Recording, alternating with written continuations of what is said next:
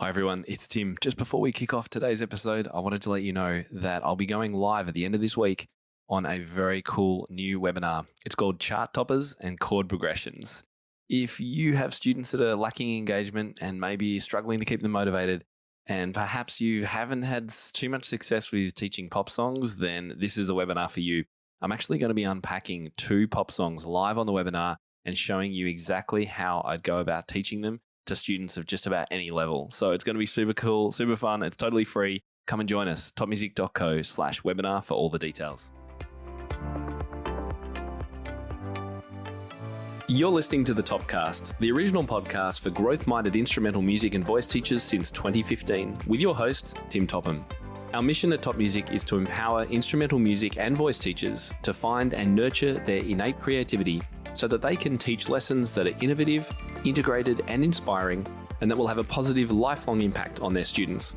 Join us each week as we interview teachers and creators from around the world and unpack fun and exciting ideas to maximize your teaching and studio business success. Hi teachers, it's Tim Topham here, and it is so great to be back with you on the TopCast. Yes, we are back, and I'm delighted to be able to welcome you all back to the show, and particular welcome to our Top Music Pro members out there.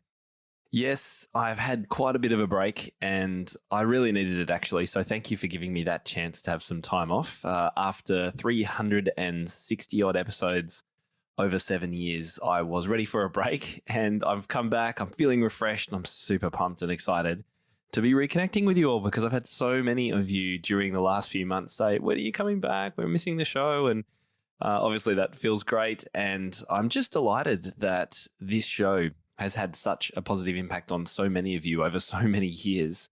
And it was just wonderful being able to connect with lots of you at the MTNA conference that was just happening in Atlanta.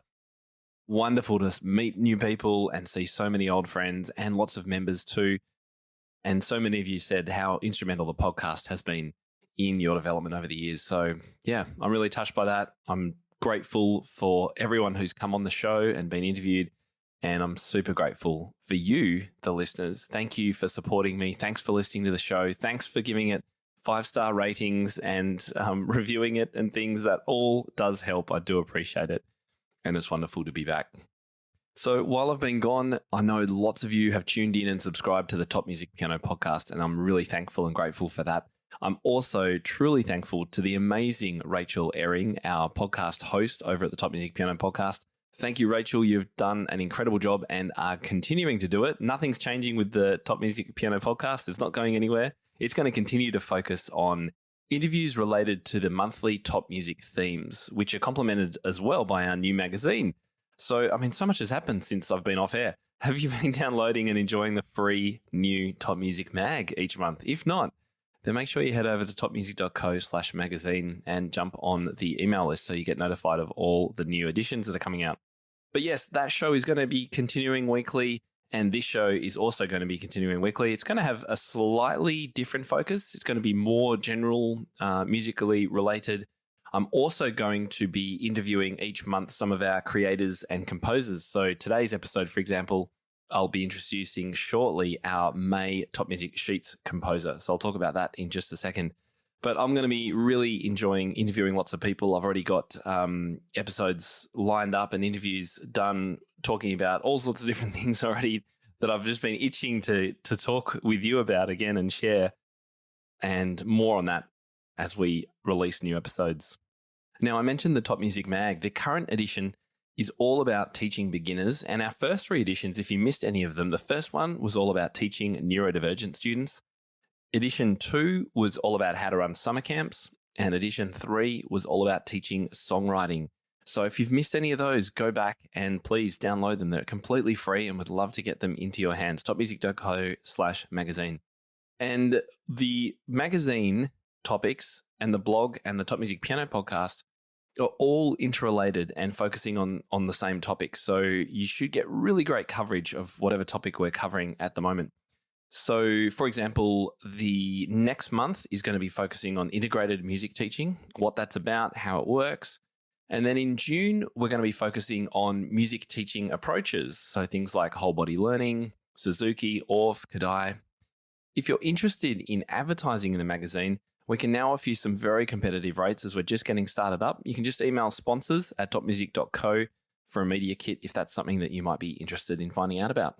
Now, I mentioned the start of the year saw me run my keynote for the MTNA conference. That was a fantastic event. I spoke about vision and gave some stories and examples and was trying to challenge and help teachers realize that the vision that they have is super important for both the structure of their studio, but also their progress for their students and the kinds of branding that they run and their marketing. It's all really related and linked.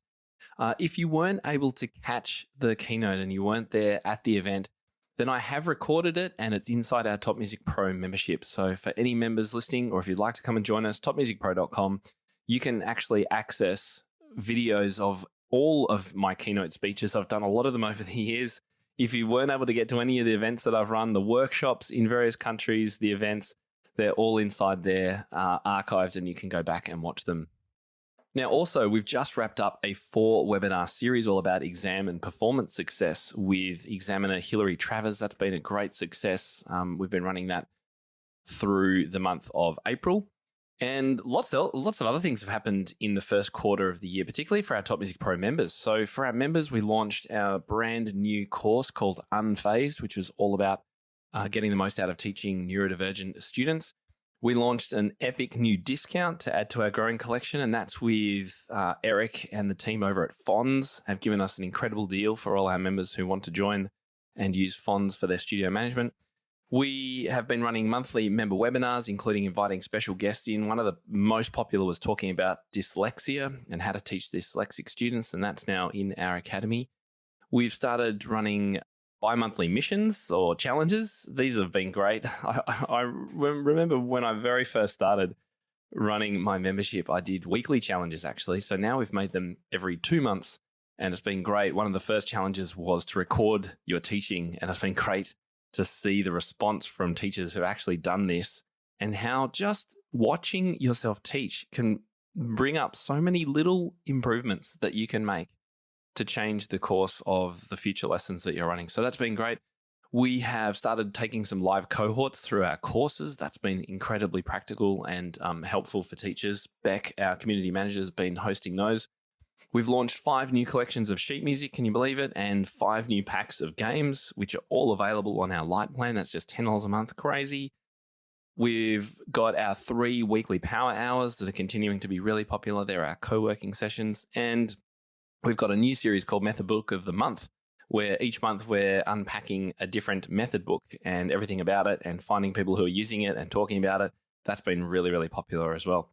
Just going back to our sheets too, we've had composers Elizabeth Swift, Raluca Bajor, Rebecca Chambers, the Australian Mark Matthews, and today on the podcast, you're actually going to meet Jared Abel, who's our composer for May. Now, for those of you who don't know too much about TopMusicSheets, these are collections of engaging, motivating, and unique repertoire that we give to all our Top Music Pro members free each and every month as part of their membership. All the collections are professionally designed and typeset by our expert engraver Albert, and are all studio licensed, which means that members can use them freely in their studios. It's crazy value for what you get. I can't tell you how great these collections are and how much our members absolutely cherish them. So they're available as part of our light membership, as I mentioned. That's just $10 a month. You also get access to all our webinar archives. There's about 80 of 90 of these webinars, 1-hour trainings. That's crazy. And it's all available, as I said, $10 a month over at topmusicpro.com. And I have to say too, this month's composer is actually a Top Music Pro member. So it feels like we've kind of come full circle with a member contributing to an incredible collection for our members. So my guest today has enjoyed a diverse musical experience, which began with general music classes and many years of concert and marching band. His education includes over 35 years of study with professional and concert pianists, a bachelor's degree in music education, a master's degree in vocal pedagogy, a certification in ORF, early childhood music, and postgraduate studies in music composition. Today, he teaches at his private studio, the Metzger School of Music in Chicago, Illinois. And besides teaching, he's an active composer and the author of several educational piano books. In his spare time, he tends a large residential pollinator garden and shares photographs and educational information about native plants and pollinators.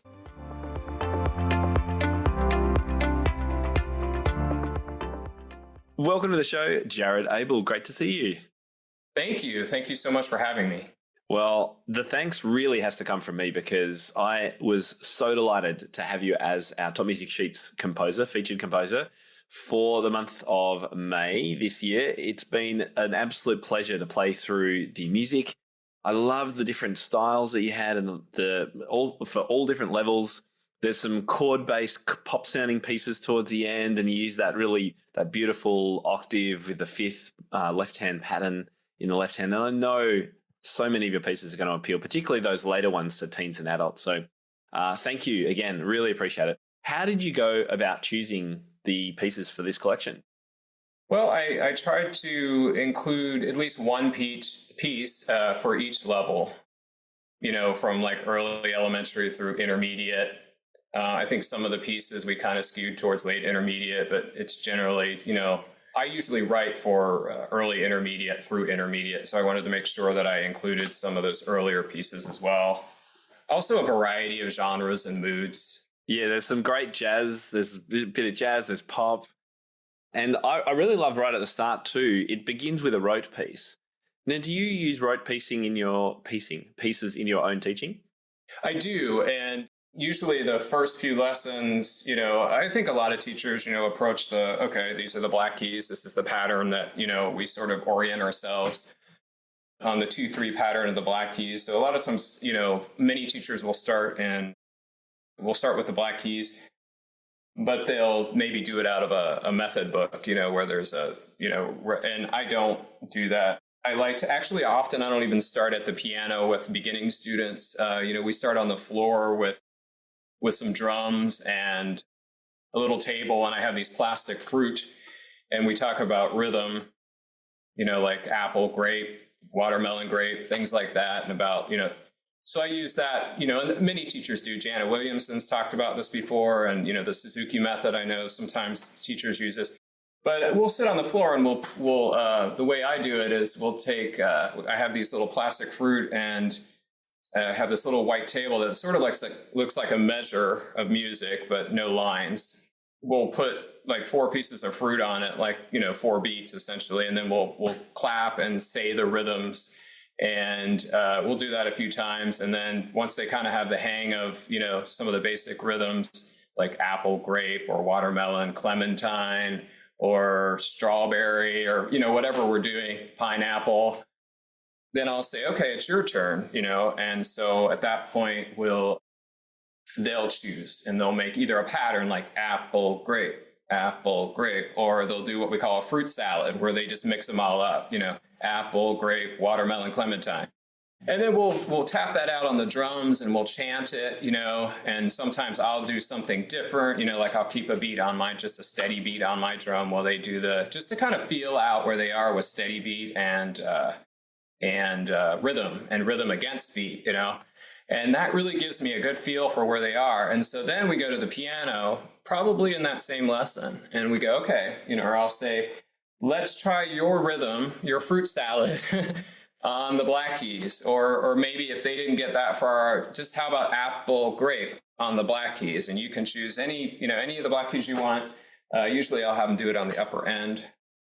And then I'll play just, a very simple steady beat, or if they need more support, I'll play apple, grape, on the low end of the piano just to support that. They're immediately being creative and doing a rote kind of thing immediately without any music. And, often it can turn into, I was going to talk about this later, but it can turn into improvisation or even a little composition right at the start. It's just such, it aligns beautifully, of course, with so much of what we talk about at Top Music in getting off the page and into that creativity at the start. And I know you mentioned before we hit record that you're familiar with a lot of that. And so I know that's why this collection, I think, resonated so well with me, because it's like, yes, this is what I do as well. So it was great to hear that. And I love that concept of getting off the instrument and just doing some rhythm work right at the start. And I've definitely heard about apples, grapes, and clementines and things before too. Well, I was an early childhood teacher for a long time too. So, I was on the floor a lot, with drums and xylophones and stuff. So, but I have to say, even my adult students sometimes really get a kick out of doing watermelon grape instead of, one and a two. It's a little bit more fun. It's fun for everybody. Yeah. Well, I'm going to come back a little bit more to your background in a moment, but how did you find that process of working with our publishing coordinator, Albert? Oh, it was wonderful. It was wonderful. It was a pleasure, but it was also a great learning experience. It was my first time actually working with a professional editor, so I was a little bit nervous. And he was extremely knowledgeable, but he was also very friendly, patient, and flexible. Because there's always certain things that an editor's like, oh, you might want to do it this way, and you're like, I don't know, I don't want to change it. Or he was super flexible, and he would give me options. And I would say I probably went with 98% of his recommendations, and then we negotiated on a few. But he just really was great, and he also shared a lot of industry standard engraving tips. Yes, I learned a lot about that too. Yeah, because I do all my scores on Finale, and I'm self-taught, and I think they look good. But I don't know, some of those industry standards. That the finger number has to be 0.5 millimeters away from, or all this kind of silly stuff. But it's not silly. It ends up actually making it look fantastic. But you just, those are things that I didn't know, and he shared a lot of tips with me, so that's really helpful. It's great that it was a learning experience for you as well in the process. That's wonderful. So I'd love to learn more about your composing work. Is composing full-time for you? And if not, what else do you do? So it's not full-time.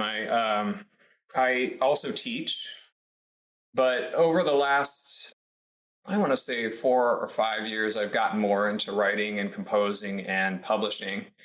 And it actually takes quite a bit of time, because it's not just about writing, but it's about, especially when you're self-publishing, about, engraving the scores and doing all the stuff that goes along with that.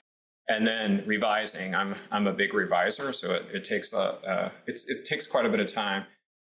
I would say right now I'm splitting my time between composing, publishing, editing, things like that, and then teaching. And so how many students approximately do you have? I usually keep about 25 students. That's what I like in my studio right now. Decent number. Yeah.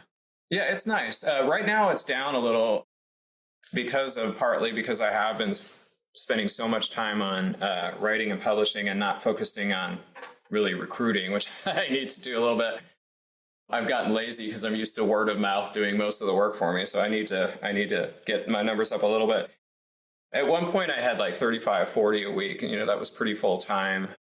But these days I've kind of tapered it down. I like that 25 students, like 6 students 4 times a week kind of thing. I like more of that part-time, and then doing other projects on other days. Yeah, I think 35 to 40 is fine if that's your focus, that's your full-time for you. But obviously if you're trying to get clear space and headroom for doing the composing and the engraving and the publishing and the editing and all that kind of stuff, and the marketing of it too, you've got to get the word out there about it too. So I can imagine that would be a large number. So take me back to your childhood lessons, because I'm always interested in how the people who become our composers, what kind of lessons they had when they were children. And I've not yet seen everybody go down the same path. Some people can have the most traditional, strict, classical lessons and still be incredibly creative and make music. Others had quite a creative upbringing and now do that too. So, take us back. So, I don't know that as a pianist, mine would be the most traditional approach. I actually didn't begin with private lessons. I started like, a lot of children in general music classes at school. And we had we lived in a small town. We had a wonderful general music teacher who was also our church organist, and she was fantastic. And so that actually, I think sometimes these classes are overlooked or underestimated in value. And she really was just fantastic. And I learned a lot. And we got into recorder after, you did singing and all this stuff, but then we did recorder. And then I ended up going into band after that. And I tried a few instruments before I settled on one. My family was really into Jethro Tull, so they thought I should play the flute. And so I tried that out a little bit, and it just, I don't know, it wasn't my thing. So then I went the other way and tried out the trombone, and I was a small kid. So like the longer position. Yeah, it was a little hard. So that wasn't a good fit. So I eventually switched to saxophone. And this, I was an 80s, 90s kid. So like 80s kid, really, I guess. The saxophone was really hot. Everybody had saxophone, and you had all these songs like Spandau Ballet and George Michael had Careless Whisper and all these saxophone solos, and so that was the cool instrument, So I was like, Bruce Springsteen's had a set, so I was like, I'm going to do the cool instrument. I'm going to do the saxophone. And I stuck with that all the way through like my first year in college. I kept playing, and I was in a concert band, and I was in marching band. So that's kind of where I started. And then in high school, I started studying piano and voice. Okay. So had you already started the sax when you began the piano? Mm-hmm. Yeah. So that was a big help. Right. So yes, you were ahead of most other beginners by that stage. But what made you want to do piano as well? Well, when I went to high school, and the piano was in our band room, and I would see some of the other kids playing piano. And then also when I joined the jazz band, we had a girl that was fantastic, playing on the piano. And so I got interested in it that way. And then also when I started studying voice, my voice teacher was talking about how the piano was just an important companion for the singer. And so, yeah, that all sort of happened. And by then, my parents were a little weary of buying instruments. And so I had this dinky little keyboard that wasn't even like the full-size keys, like they were the little keys. Oh, no. I stuck with it, though, on that little keyboard. And so I went away for a trip, and I came back. And when I got back, there was an acoustic piano in our living room that my parents had rented right, just in case. Okay. And we still have that piano today. But so I got a late start with piano. But I was pretty well trained musically, and I was very familiar with the treble clef, and I'd even seen the bass clef when I did the trombone. So, I had a head start that way. Yeah. So you would have been about 12. Were you when you started? No, this was like a little bit older, like 14. Wow. Okay. Yeah, that is quite unusual. Yeah. And so you obviously kept going with that. Did you study music at university or college? I did. Yeah, I did. Yeah. So in undergrad, I majored in voice, and music education was my focus. But I continued with piano studies. I took applied piano. And the reason for that choice at the time was that, I only had a couple of years of piano. I wasn't really nearly far along as most of the other freshmen coming in, But vocally, I was pretty much on par with a lot of them, because a lot of formal vocal training doesn't really, technique, all that doesn't begin until you're a little bit older. So I wanted to keep going with piano, but I was aware that, it would have been a struggle at the time to major, especially in performance.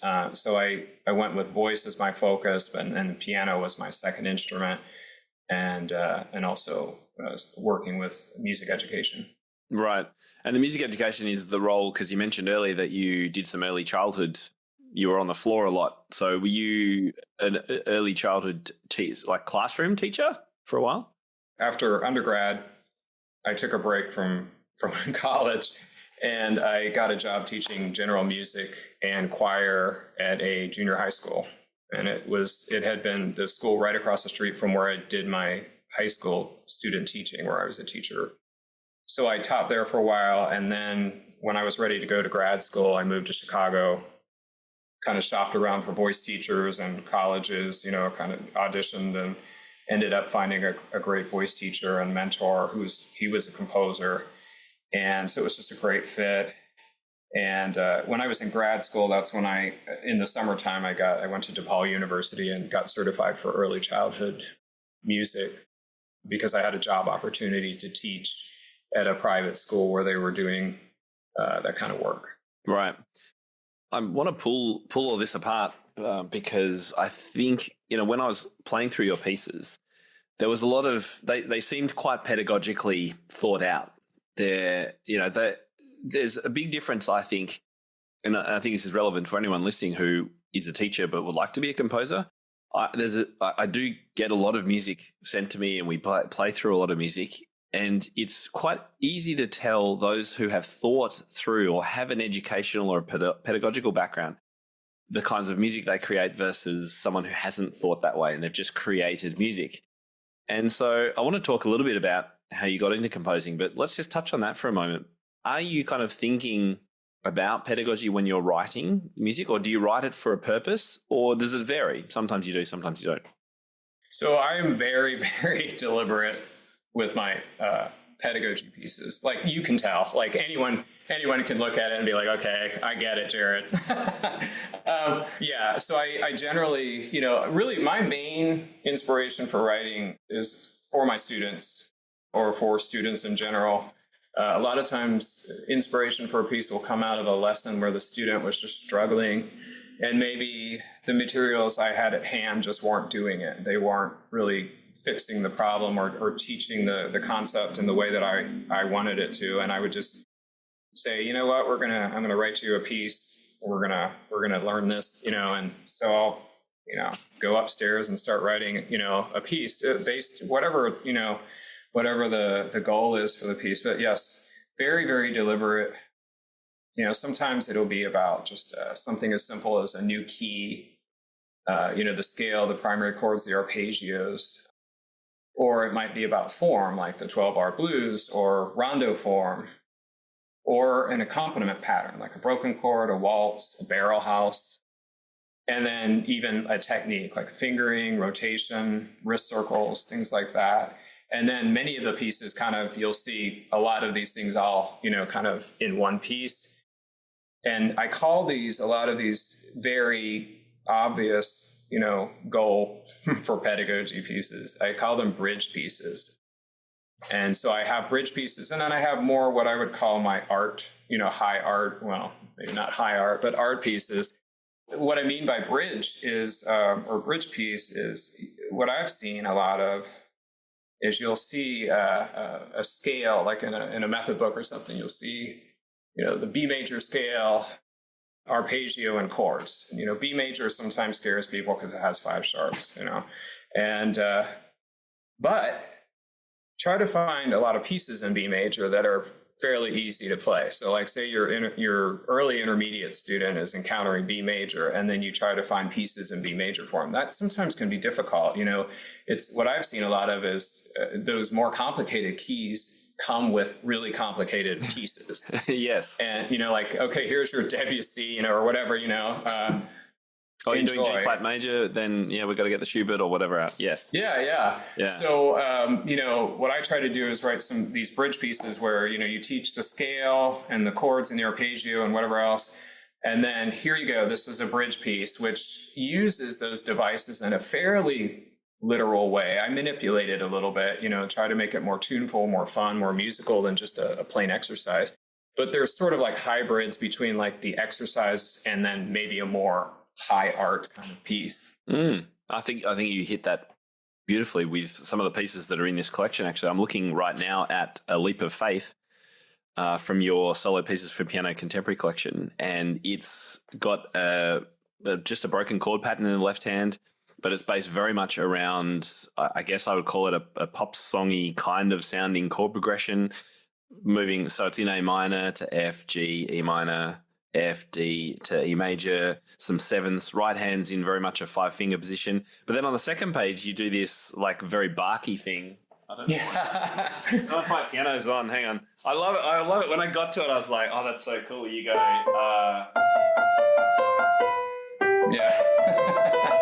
and I thought, oh, that's so cool. I can't help myself. I can't stop the classical pianist from coming out. No, it's great, and that's the kind of thing I guess you're talking about. The one before it too, whirling around, is all about triplets and chromatic movement. I assume that was the pedagogical concepts that. Yeah, that one's, when you're debate, there's obviously fingering's one of those things that's subjective or whatever, but there are some standards, and so with a chromatic scale, you run into those two spots on the piano, like B and C and E and F, where you have to use the second finger, in order to get across that. So that's what that piece is really about, where you have that little,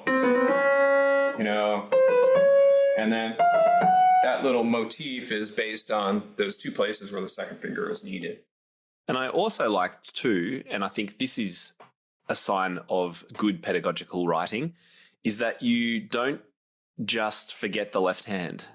You make sure that the left hand has a bit of melodic interest, a little bit of challenge in it. And there's 2 or 3 pieces in here where I was thinking, oh yeah, the left hand's not doing much. And then, suddenly the second page, I've got to read the left hand now. And I think that's really important because it's easy these days, I think, with composing sort of modern sounding pieces to just have very much fifths or octaves in the left hand.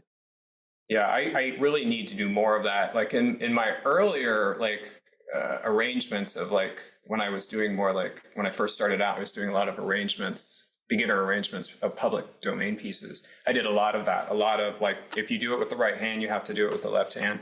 And I do try to do that in some of these pieces as well, but I think I could do even more of that. And I agree with you that sometimes we forget about the left hand.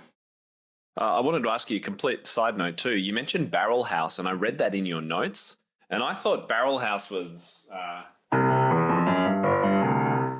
but I don't think it is.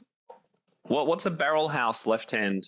Here we go with the blues. The blues, the terminology I feel like sometimes is all, it depends who you ask. But for me, when I think of the basic, I call it the basic barrel house. I think barrel house actually covers kind of just a few different grooves in that style, in that genre. But the one I think of is just the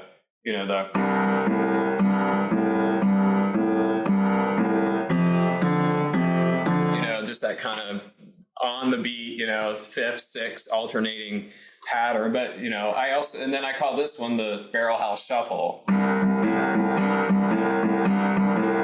But, somebody might say that's this or that. And, well, I've never known what to call that except fifths and sixths, which is lame. So yeah, basic barrel house. Maybe I can coin that. I don't know. No, I think it's good. And so the one that I just played, what do you call that one? So I don't know the official name for that, but I call it a boogie woogie bass. Okay, because that was my favorite as a kid growing up. Yeah, because I think boogie, but I don't know what the actual official title is. People listening with history and whatever it is degrees can correct us, and we can learn. That's right. I mean, I think if you ask a real blues player, they probably wouldn't argue too much about it. I don't think they would be too concerned about what you called it. So just going back to your composing, you mentioned that one of your voice teachers was a composer. What was the catalyst for you starting to go, I might do some composing? Right. Yeah. So the piano was the catalyst. So going back to when I told you my parents got me the piano in high school, it just had so many capabilities at that point that, the saxophone has you can do a lot on the saxophone, but it is a melodic instrument. You're playing one note at a time. Whereas the piano just opened up this, orchestra essentially at my fingertips. You can do harmony, you can do multiple voices, you can, and so it just really sort of fueled that desire to explore. And I just kind of dabbled, it wasn't anything formal. I didn't take composition lessons. I just kind of played around on my own. I think I probably absorbed things from the music I was studying and band and piano lessons and voice lessons. And then when I went to undergrad and I started getting really formal music theory at that point, like music theory classes, we studied things like form and analysis and just, chord progressions and voice leading and all that kind of stuff. So I did some composition in college, and I just was armed with more theory at that point. So, it was a little bit better than what I was doing in high school. And then I did have a few pieces performed on recitals, but it was all sort of informal, And then when I went to graduate school, And as I said, my voice teacher was a very fine composer, actually. He just recently passed away, which is why I'm using past tense. But he wrote a lot of operas, and we performed his operas, and he was just really great, really, really great composer. And I don't remember how he figured out that I was composing. I must have showed him something in a voice lesson, and he really was like, "Oh, I think you've got some potential here." And he really encouraged me to write more. So I started, again, just kind of on the side. I was writing some things. And at that time, it was more like art songs. And I was really into like Samuel Barber and Aaron Copland and Leonard Bernstein and Stephen Sondheim. And, so I kind of had these 20th century / musical theater art song kind of things going on. And he actually allowed me to perform 3 of them on my master's recital, my master's voice recital. And I remember the biggest thrill, I think, for me, one of the biggest thrills as a composer is when I was coming down the hallway, getting ready for the recital, and I heard my accompanist playing my pieces in her studio, and it was just coming down the hallway, and it was just so exciting. That's very cool. Yeah. And imagine. The other neat thing about that was that one of my students who was, I don't know, she was 10. She also performed on my master's recital. She sang 2 of my children's songs. And it was really cool to kind of show my teaching and what I was doing with kids. And she, of course, got a bigger applause than I did. Of course. And today, do you self-publish? Have you sought out, would you like to go with a publisher, or do you like doing it yourself, or do you do a bit of both? Well, it's mostly I guess it's all really self-publishing right now. So I have a digital sheet music store of my own, but I publish with Arrange Me through Sheet Music Direct and Sheet Music Plus. But that's technically still self-publishing, but you're doing it through kind of a parent company, I guess. And it's great because, they take care of all the copyright and all that stuff for you if you're arranging popular music. So that was one inspiration to do that, because of the copy, they get you out of that copyright, you don't have to worry about that. The licensing, yeah, that was a great innovation actually when they did that. And I think you take 30% or something, is that right? As the arranger? I think that's right. I think something that's like that. Right. Yeah. Yeah. And they have a new thing too. I know it's changing. I haven't really looked at it lately. And then the last thing is I do paperbacks with Amazon, KDP, Kindle Direct Publishing. Oh, yeah. So print on demand, your books. Mm-hmm. Yeah. Where can people go to find these things? You better tell us.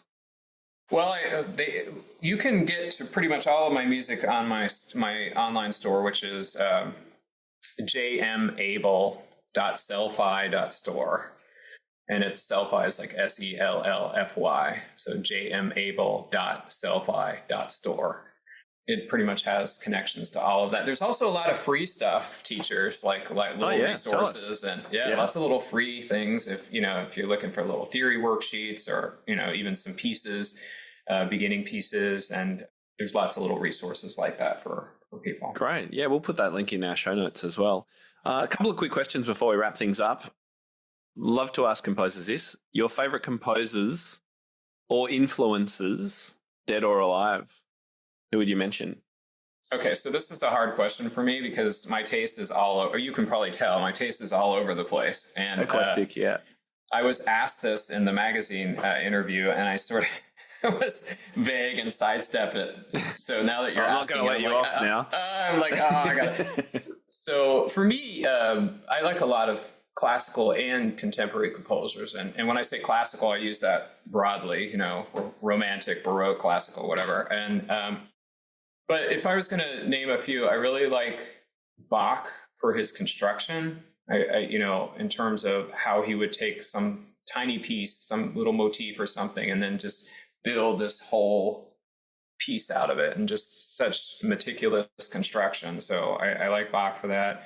I love Beethoven. Debussy, I love, as I said, like singing wise, I love Samuel Barber. I love Puccini operas, Copland, those 20th century composers, Leonard Bernstein.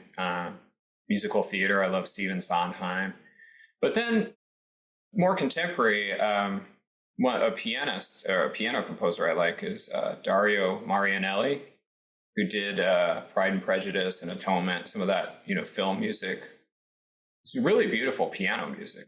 And then I love Elton John. I love Sarah Bareilles. I love Adele. I love Beyonce. I mean, it's all over the place. Wow, that's great. Well, thank you. Are you sorry you asked? Yeah, no, not at all. I think it's great.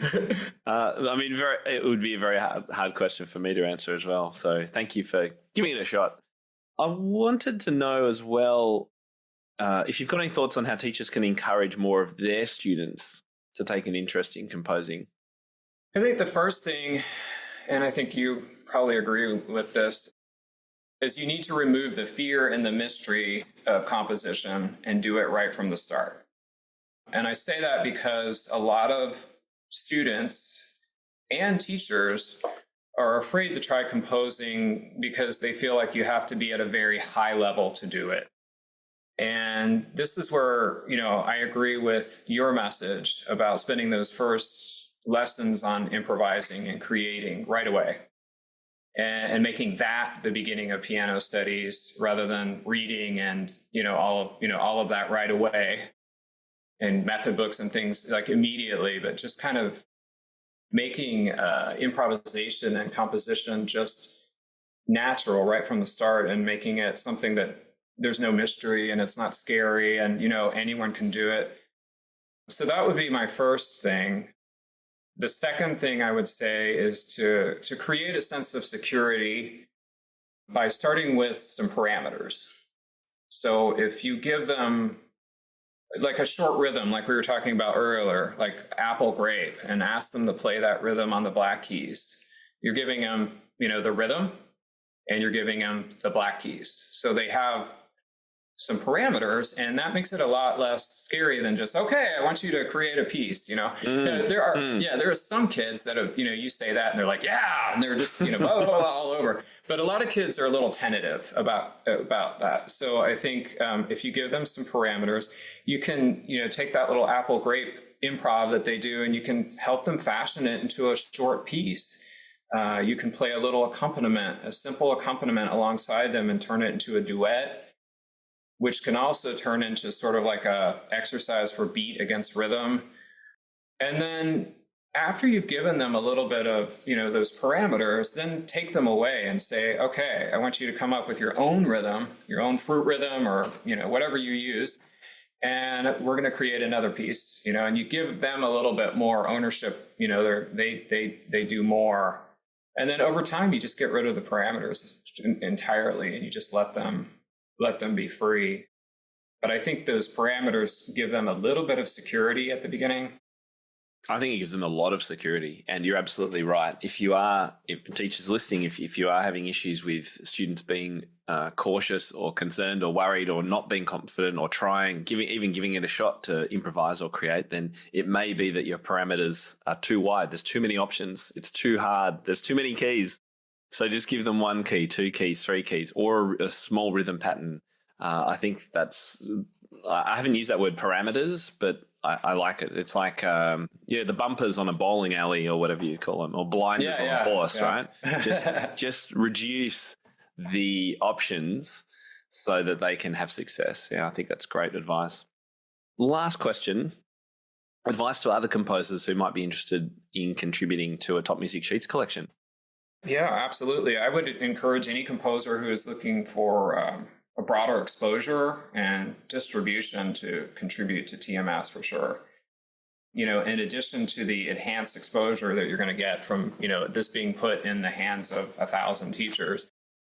Also, like for me, in the States, teachers out of the States, in other countries. But it's also a great learning opportunity for the editing and the engraving, and just, working with Albert and learning not just about the engraving, but also about putting a collection together, curating, it, and even the writing descriptions and things like that. Like it was just, for me, a really great opportunity because I don't have a formal background in writing. So that was very, very helpful for me and something that I can take forward, with my own publications. And then, you know, from the customer perspective, because I said that I'm a subscriber, and I really look forward to those collections every month. So, you know, I don't think I would have discovered a lot of these composers had I not subscribed I wouldn't have gotten these collections, and not because they're not great composers, but because I'm not necessarily looking for them, you know. So when I get my TMS every month, it's nice, it's exciting, and it's a really great way to try some fresh repertoire with my students. And so I think for the composers, that's another plus, you know, because people like me and other teachers are looking forward to these collections, and you're going to get, you know, you're going to get your music out there. Feels like we've come full circle, given that you're a Top Music Pro subscriber and now curator and contributor to our great collections. I really think that's wonderful. So thank you very much for being one of our members. Thank you so much for contributing to this collection. It is wonderful, and I know teachers are going to get lots of value out of it from now and into the future. And we will make sure that we continue to share your links and things like that. Let us know how things go in the future as well. If you'd like to maybe do a future collection, I'm sure we'd have you back. Oh, great. Thanks, Tim. Thank you so much for having me today. Thanks for coming on the show. Okay, take care.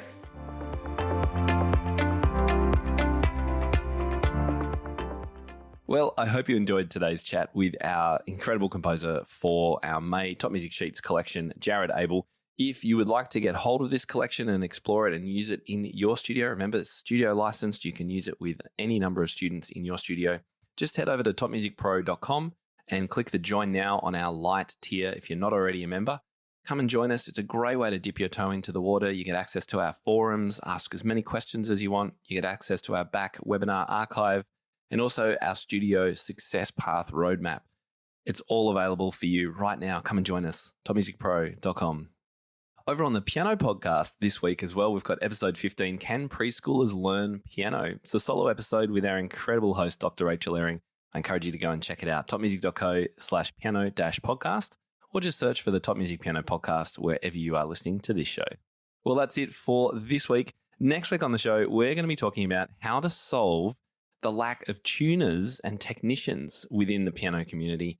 We are going to be speaking to another one of our Top Music Pro members, Nikita Wilson from the UK, all about what she is going to be doing to try and start solving this big issue. And I really encourage you to tune in, because this is something that's going to be affecting us all really soon if it's not already. I'm Tim Topham, and you've been listening to the TopCast. I'll speak to you really, really soon. How do you keep up to date with all the latest trends and research into music education? How do you connect with other teachers around the world and make sure your teaching stays fresh and relevant for students of all ages and stages, both now and into the future? I created our Top Music Pro membership to be the one-stop shop for music teaching resources, training, support, and community, and I'd love for you to come and join us inside. With over 40 comprehensive training courses, hundreds of teaching demonstrations and lesson plans, free monthly sheet music, discounts, and all the business and pedagogy support you could ever need, Top Music Pro is the community you've been looking for. If you're ready to level up your learning from the podcast and join thousands of other teachers in our global network, head over to topmusicpro.com today. If you enjoy this show and want to hear more of our work, be sure to subscribe to this podcast wherever you're listening today. For links and resources mentioned in this episode, visit us at topmusic.co/podcast or check out the show notes. I'm Tim Topham. Thank you so much for listening. Enjoy your week ahead, and I'll catch you next time.